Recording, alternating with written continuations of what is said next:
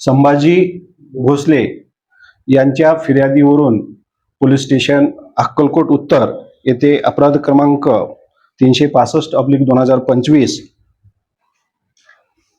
प्रमाणे गुन्हा दाखल झालेला असून सदर गुन्ह्यात एकूण 7 आरोपीविरुद्ध गुन्हा दाखल झालेला आहे आणि सदरचा गुन्हा हा जामीनपात्र असल्यामुळं यातील आरोपींना अटक न करता त्यांच्यावर त्या सर्व 7 आरोपीवर प्रतिबंधात्मक कारवाई करत आहोत.